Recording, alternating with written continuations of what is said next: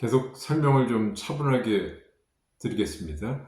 지금까지는 본질의 세계, 이물이, 그 중에 이제 의지, 디어 윌레, 그 다음에 본질로부터 나타난 세계, 표현목, 그 중에 이제 표상, 디 포아슈텔롱, 이렇게 이제 설명을 드렸는데, 지금부터 이제 위치를 바꾸겠습니다.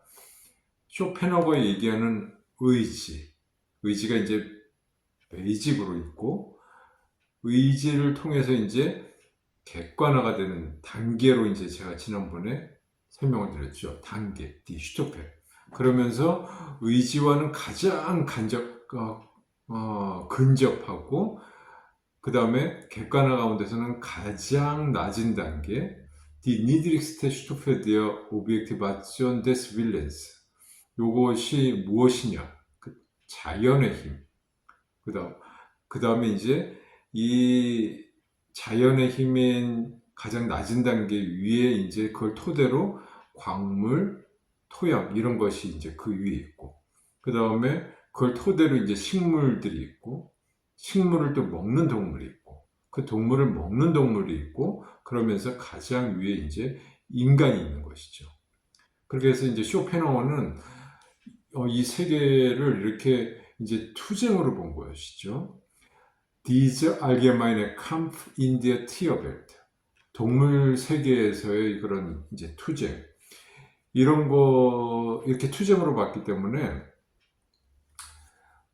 인간 사회에서도 물론 이제 우리가 투쟁들이 있죠.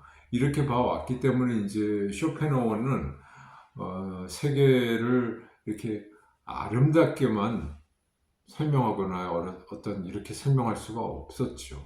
그래서 헤겔 같은 철학자들에게 좋게 이제 접근할 수가 없었지 않았을까라고 저는 생각하고, 또 이제 철학적인 측면에서는 이제 니체 같은 이제 실존주의자의 영향을 이제 끼칠 수밖에 없는 그런 토대가 이런 투쟁과 이런 단계와 여기 있는 투쟁으로 세계를 봐왔기 때문에 그렇지 않았을까 이렇게 생각이 됐고, 그 다음에는 이제 우리가 프로이트 하면은 이제 많이들 이제 그래서 프로이트한테도 많은 영향을 끼치지 않았을까라고 저희가 충분히 짐작할 수가 있죠.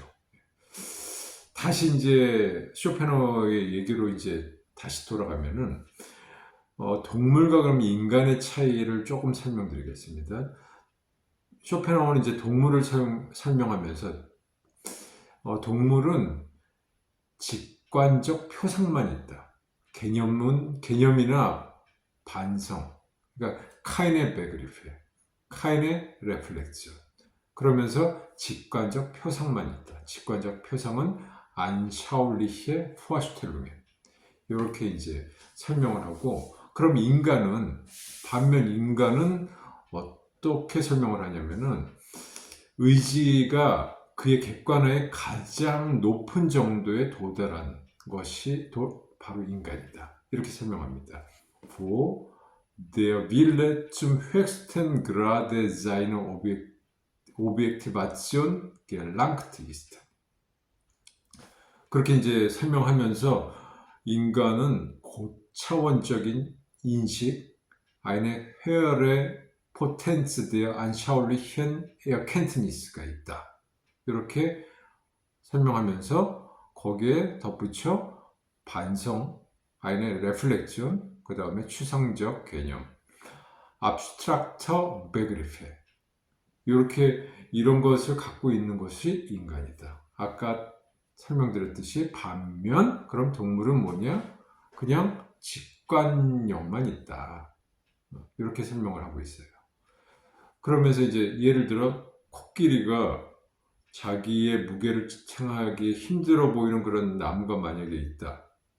그러면 그거를 넘어가지 않으려고 하는 그런 직관력, 동물들도 이제 그런 직관력이 있다라고 설명을 이제 하고 있고, 그러나 또 이제 굉장히 이제 직관력을 중요하게 설명하는 부분이 있습니다. 뭐냐면은 이렇게 창조적인 어떤 천재들의 어떤 작업에 있어서는 개념의 영역이 아니다. 천재들의 이런 작업, 예술가들의 작업, 이런 것에 있어서는 직관력이 굉장히 중요하다. 이렇게 설명을 합니다. 독일어로는 이제 안샤움, 그 다음에 인투이션, 라틴어에서 온 것은 이제 인투이션 해서 영어로 인투이션. 이렇게 이 직관에 대해서 굉장히 큰 의미를 부여하고 있습니다. 설명을 이제 계속 또 이어나가면은 오브젝트 마치온과 오브젝트 테트에 대해서 조금 설명을 이제 드리겠습니다. 의지의 객관화의 여러 단계, Die Stufe der Objektivation des Willens. 플라톤의 이데아와 다르지 않다. Nichts anderes als Platons Ideen sind.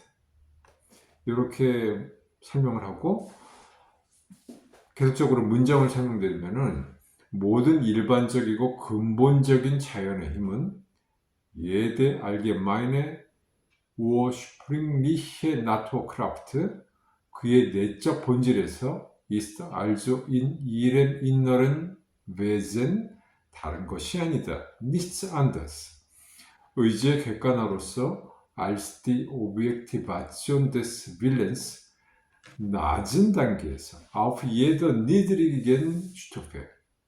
그러니까 자연의 힘은 의지의 객관화의 낮은 단계이다. 이 문장을 이렇게 좀 어렵게 설명하고 있는 것이죠. 우리는 부른다. 비어내는 각각의 이 같은 단계를 eine jede solche Stufe 영원한 이데아라고 eine ewige Ideen 플라톤의 의미에서 in Platons Sinn. 자, 이 부분 als die Objektivität des Willens auf der alleruntersten Stufe. 요거를 제가 왜 하냐면은 오브젝티바치온과 오브젝티테트 제가 똑같은 자리에 두 개가 같이 썼다고 하는데 요 부분 모든 가장 낮은 단계에서의 그 의지의 객관화로서 요거를 설명하고 싶어서 제가 요 문장을 했는데 좀 지루할 수도 있겠죠. 어쨌든 als die Objektivität des Willens auf der alleruntersten Stufe 요걸 설명하면서 뭐가 그럼 여기에 있느냐 압력과 저항 der Drang und der Widerstand 그러니까 자연의 힘에 이것도 들어가는 것이잖아요.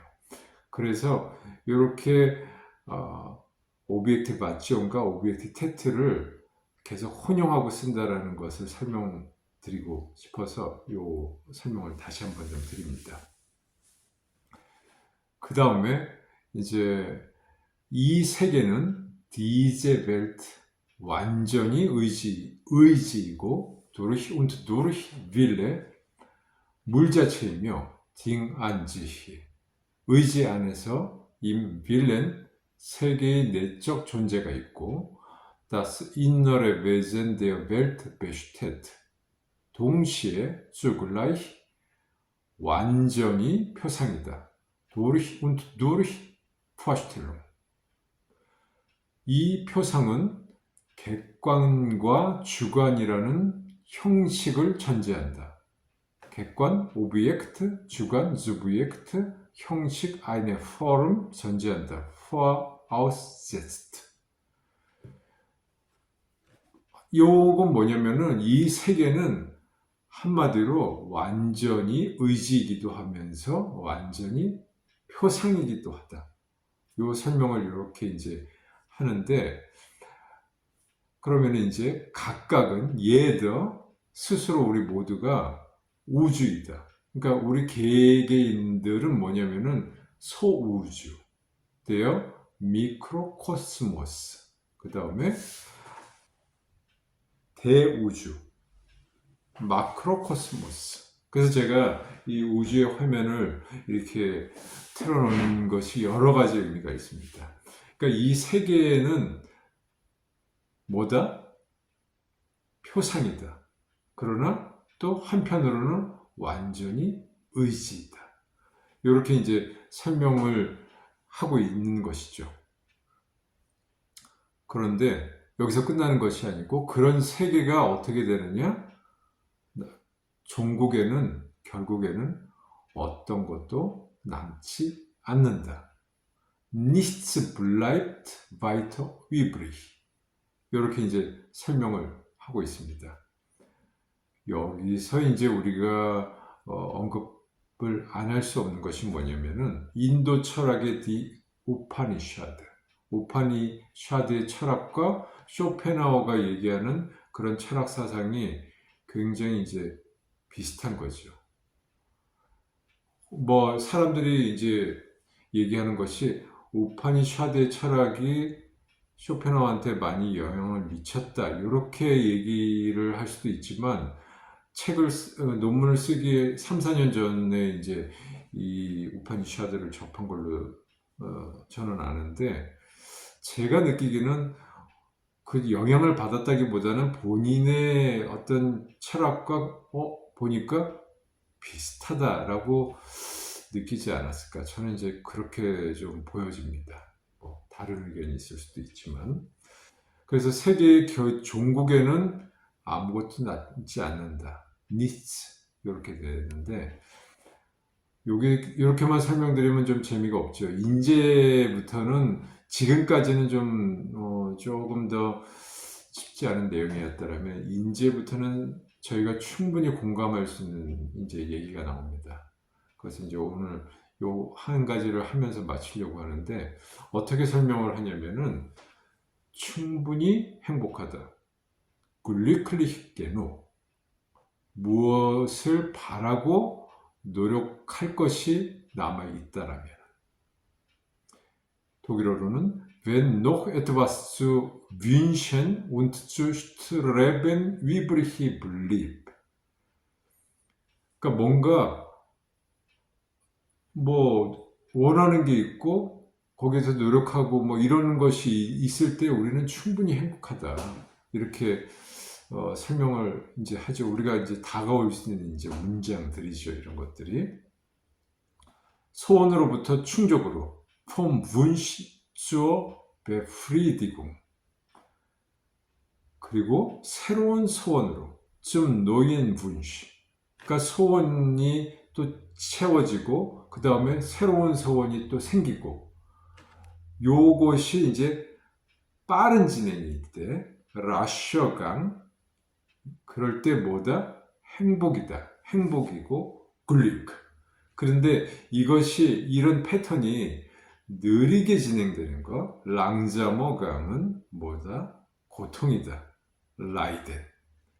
근데 이 문장은 저는 충분히 공감이 되는 게 제가 원래 대학을 8, 9학번으로 들어가야 되는데 제가 삼수를 해서 9, 1학번으로 들어갔습니다. 그러니까 충분히 이해가 되시겠죠. 저랑 같이 학교를 졸업했던 애들이 89년도에 바로 대학을 들어간 친구들은 얼마나 바로 기뻤겠어요. 근데 저는 재수해서 떨어지고 삼수해서 이제 들어갔는데 그 기간에 제가 어떤 친구를 이제 버스에서 봤는데 얼마나 참 제가 재수할 때 고통이었죠. 그 친구는 이제 아름다운 대학 생활을 하러 버스를 타고 가고 저는 그렇지 못하고 이제 학원을 가는 그런 버스에서 봤으니 그 시간이 고통이었죠. 그래서 이 문장에서 저는 충분히 이제 공감이 되는 이제 문장입니다. 이렇게 지금까지는 이제 굉장히 좀 딱딱하고 쉽지 않은 철학적인 어떤 근본적인 얘기를 해왔지만 이제는 서서히 이제 우리가 공감할 수 있는 이제 얘기들이 슬슬 나오기 시작합니다. 여기까지 오늘 설명드리겠습니다.